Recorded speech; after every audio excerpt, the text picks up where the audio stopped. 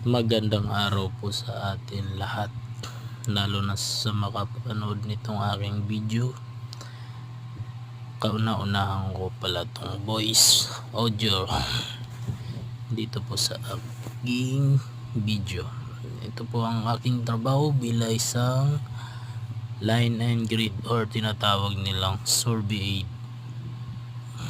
Dito po sa aking ginagawa ngayon ay i-check ko po ang hulog namin. Double purpose na po, may hulog na, sisilipin pa ng total station. Nandito po pala ako sa may bakanting lote, sa kabila po yan ng pinagtayuan ng aming building. At mapapansin nyo guys, sobrang init, hindi ako mapakali. At wala rin kaming radyo, kaya nagsisigawan kami.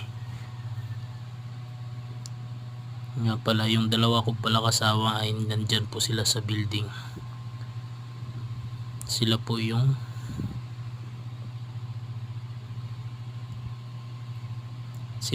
mag-aano guys, mag-a-assist sa akin para sa aking mga silip, at sila mag-aayos ng hulog namin.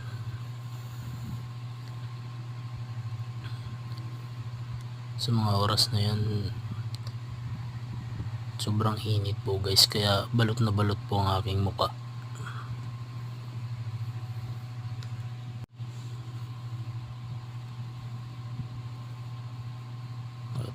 At pagpasensyaan nyo na po yung aking voice records, at kauna-unahan ko pong voice record to.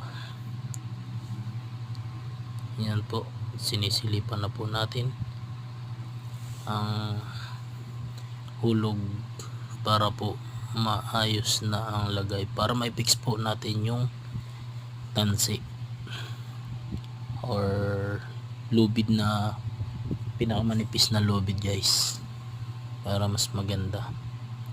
Para doon na po susunod ng ating mga masonry. Kasi pag di po natin nilagyan, wala sa ayos yung mga gawa ng mason. Mga pakyawan po sila, kaya walang pakialam kung anong mangyayari sa gawa nila. Hanggang dito na lang po guys. Thank you for watching. Babush.